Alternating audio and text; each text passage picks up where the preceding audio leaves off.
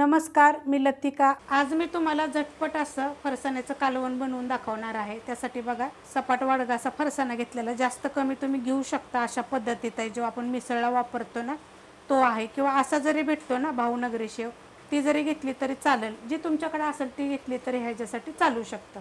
फरसाण्याच्या कालवणासाठी आपल्याला काय काय पाहिजे बघा। एक मीडियम आकाराचा कांदा मी असा कापून भाजून घेतलेला आहे तव्यामध्ये। एक टोमॅटो पण मी असं कापून असं भाजून घेतलेला आहे। एक गड्डी लसूण घेतलेला आहे। 1 इंच आलं घेतलेलं आहे। 2 हिरव्या मिरच्या आणि थोडंसं बघा एवढं दिसतं एवढं सुक्कं खोबरं एकदम पातळ तुकडे केलेले आहेत, ते पण मी भाजून घेतलेलं आहे। ह्यातलं साहित्य ना तुम्ही 4 माणसासाठी किंवा 5 माणसासाठी पुष्कळ होईल एवढं। मिक्सरचं भांडं घेतलेलं आहे, ज्यामध्ये आता हे सगळं आपण काढून घेऊया। मिक्सरच्या भांड्यामध्ये मी काढून घेतलेलं आहे। त्याच्यामध्ये बघा 1.5 चमचा मी सफेद तीळ घेतलेले आहेत आणि हे थोडेसे भाजून घेतलेले आहेत, हलकेसे भाजलेले आहेत। 1 चमचा धने घेतलेले आहेत, ते पण मी हलकेसे भाजून घेतलेले आहेत। ह्याच्यामध्ये थोडंसं अर्धा चमचा तुम्ही जिरं जरी टाकलं तरी पण चालू शकते। आता ह्याच्यात टाकणार आहे थोडीशी कोथिंबीर, थोडीशीच घ्यायची, थोडी देठासकट। आता हे काय करणार आहे, बिना पाण्याचं पण ह्याला बारीक करून घ्यायचं। मिक्सरमध्ये मी बारीक करून घेतलेला आहे, पाण्याचा वापर मी थोडा सुद्धा केलेला नाहीये। कढई मी गरम करत ठेवलेली आहे, त्याच्यामध्ये आपण तेल टाकून घेऊया। तेल आपल्या आवडीप्रमाणे थोडंसं कमी जास्त केलं तर चालेल। मी अर्धी पळी तेल टाकलेलं आहे आणि चांगलं कडक गरम होऊन देऊया। तेल गरम झालेलं आहे, त्यात टाकायची छोटा अर्धा चमचा मोहरी, छोटा अर्धा चमचा जिरं, त्यात टाकणार आहे मी कढीपत्ता, त्यात टाकायची आपल्याला थोडीशी हिंग पावडर आणि त्याच्यात काय करणार आहे माहिती आहे का, जे आपण वाटण करून घेतलं होतं ते टाकून घेणार आहे। वाटण सगळं मी टाकून घेतलेलं आहे। गॅस आहे मीडियम। आता याला काय करायचं, 2 ते 3 मिनिटं चांगलं परतून घ्यायचं। मस्त असं बघा मी परतून घेतलेलं आहे मीडियम गॅसवर। चांगलं तेल सुटस्तोवर हा मसाला चांगला परतून घ्यायचा। आपण ह्याला भाजून तर घेतलंच होतं, तरी पण परतून घ्यायचं। ह्याच्यामध्ये टाकणार आहे 1 चमचा कांदा लसूण मसाला, तुमच्या तिखटाप्रमाणे टाका।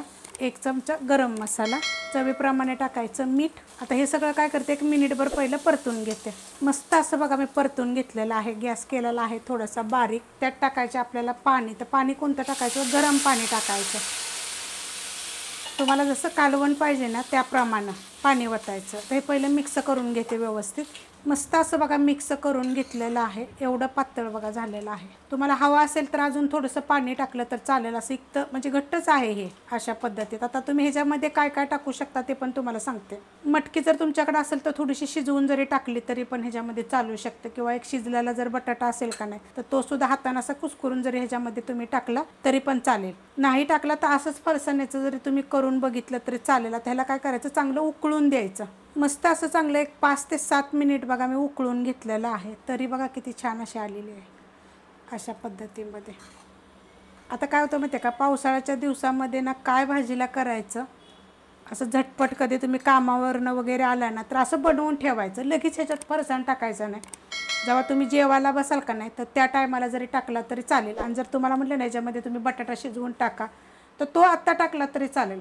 जसं उकळलंय चांगलं तर त्याच्यामध्ये असं कुस्करून थोडंसं उकळून घेऊन झाकून ठेवा साईडला, आणि खायच्या टायमाला मग असं गरम करायचं। उकळलं की त्यात फरसाण टाकून लगेच वाढून घ्यायचं। तर आता मी एवढ्यासाठी बघा हे वाडगभर फरसाण टाकणार आहे मी, कारण की आम्हाला लगेच आता खायला घ्यायच्या गरम गरम मस्त। मग तुम्ही चपातीवर खाऊ शकता, भाकरीवर खाऊ शकता, नाही तर तुम्ही पावावर बी खाऊ शकता। पावावर बी खूप छान लागेल। आणि हे कसं होतं माहिती आहे का, घट्ट होतं मग असं अशा फरसाण्यामध्ये। तर वरून टाकणार आहे मी थोडीशी कोथिंबीर। गॅस चालूच आहे, एक उकळी फक्त मी काढणार आहे। मस्त असं होईल बघा, खूप छान असा सुगंध पण सुटलेला आहे। एकदा करून बघा अशा पद्धतीनं। आणि रेसिपी आवडली तर लाईक करा, सबस्क्राईब करा, कमेंट करा आणि शेअर बी करा।